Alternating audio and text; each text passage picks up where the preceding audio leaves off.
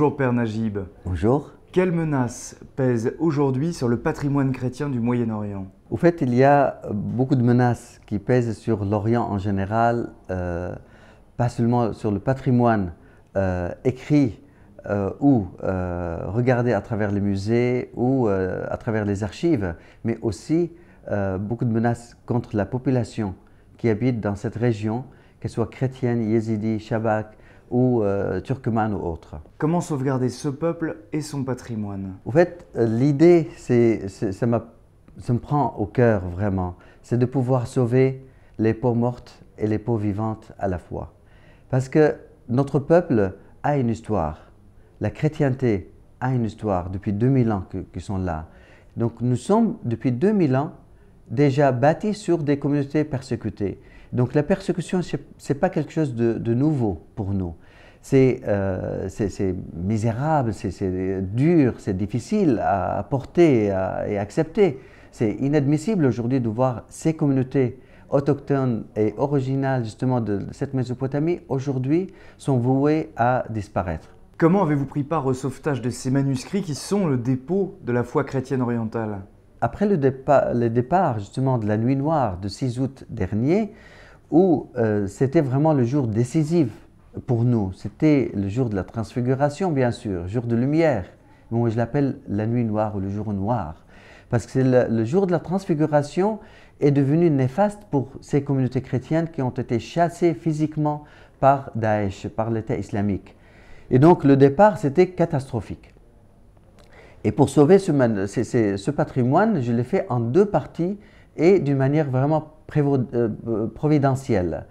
Le premier, c'était le 25 juillet, où j'ai rempli tout un camion par tout ce que nous avons, plusieurs milliers déjà, des manuscrits, des imprimés, des incunables, et puis des tableaux, tout ce qu'on a d'important à mes yeux.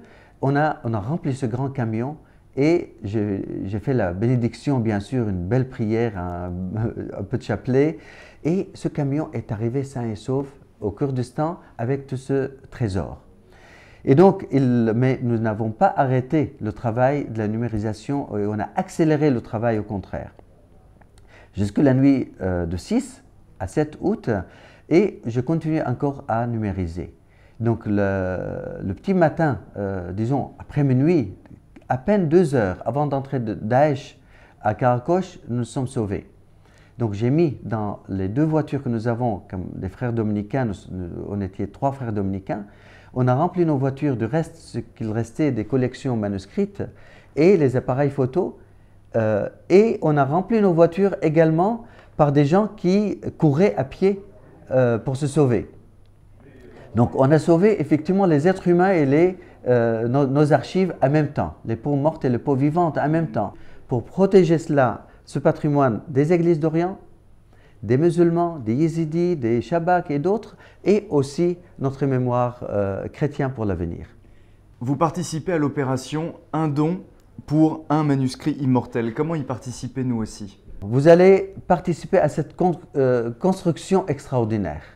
Parce que pour une raison très simple, c'est que les chercheurs veulent démolir les frontières entre les peuples. Et c'est le but de la culture.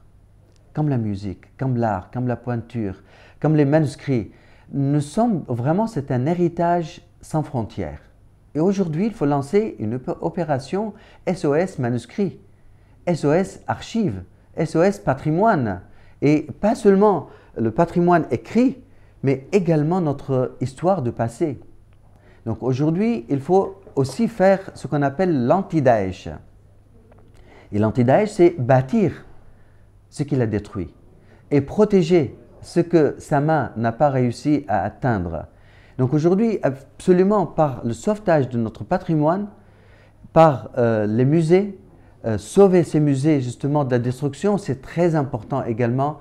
Et les Français, les Européens, le monde entier peut participer à mettre cette pierre dans cet édifice pour sauver un manuscrit, pour devenir immortel par votre générosité, par la participation, parce que c'est une mission à faire. Ce n'est pas une quête charitable, c'est quelque chose de sérieux qu'il faut absolument aujourd'hui qu'on travaille tous ensemble pour le sauver. Merci Père. Avec beaucoup de joie, merci à vous.